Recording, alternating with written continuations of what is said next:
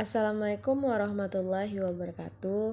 Perkenalkan, saya Ica Fermidera, mahasiswi PPG Prajabatan Gelombang 2 tahun 2023 di Universitas Jambi. Nah, di sini saya akan menjelaskan tugas mata kuliah Literasi Dasar, membuat storytelling di aksi nyata topik 5. Setelah melakukan refleksi, buatlah digital storytelling atau narasi literasi berdasarkan pengalaman Anda terhadap proses belajar literasi Anda selama ini. Anda boleh memilih cerita mengharukan atau membahagiakan sesuai dengan pengalaman Anda. Anda juga boleh mengungkapkan harapan Anda jika suatu saat nanti Anda berkontribusi di dunia pembudayaan literasi.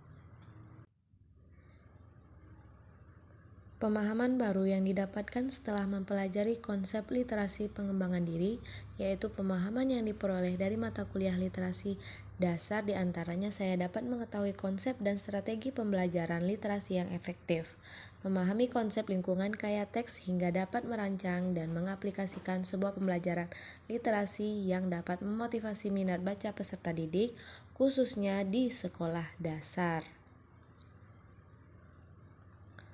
Alasan literasi sangat berpengaruh dan bermanfaat dalam kehidupan. Menurut saya, literasi sangat bermanfaat dalam kehidupan, terutama dalam menjalin komunikasi dengan lingkungan terdekat hingga masyarakat luas.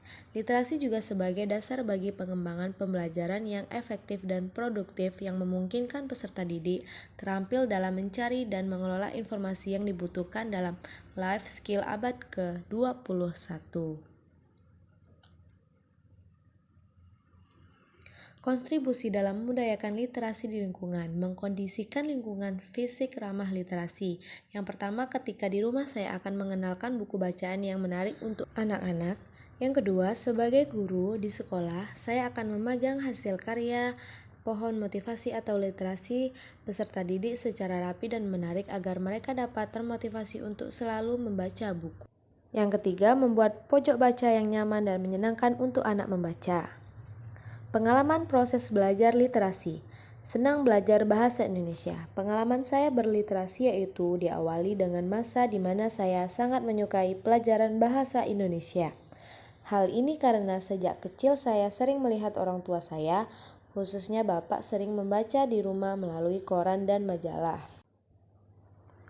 Selanjutnya, suatu ketika ada seorang anak yang datang kepada saya bersama dengan ibunya untuk ikut les di tempat saya mengajar.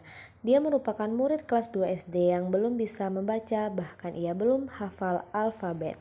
Orang tua si anak meminta saya untuk membantunya dalam belajar membaca dan menulis. Biasanya dalam kurun waktu 1-2 bulan saya sudah bisa membantu anak untuk membaca dan menulis. Namun kali ini berbeda dan saya hampir ingin menyerah. Tetapi saya berusaha tekun dan penuh kesabaran untuk membantunya. Saya memanfaatkan berbagai media pembelajaran yang tepat, seperti buku cerita bergambar, kartu alfabet, dan video pembelajaran untuk membantunya memahami konsep dasar membaca dan menulis. Setelah 3 bulan, dia sudah mulai berhasil belajar membaca. Ia bahkan sudah bisa membaca buku cerita bergambar dengan lancar dan memahami cerita tersebut dengan baik. Saya sangat senang dan bangga atas kemajuan yang telah dicapai oleh Dinda. Pengalaman ini mengajarkan saya bahwa dengan tekun, penuh kesabaran, dan media pembelajaran yang tepat, setiap anak dapat belajar membaca dan menulis.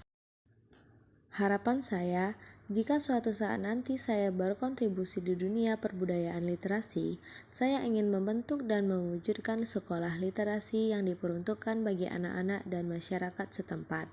Kemudian, saya ingin menularkan praktik program literasi di sekolah dan memastikan keberlangsungan kegiatan literasi di rumah dan di sekolah.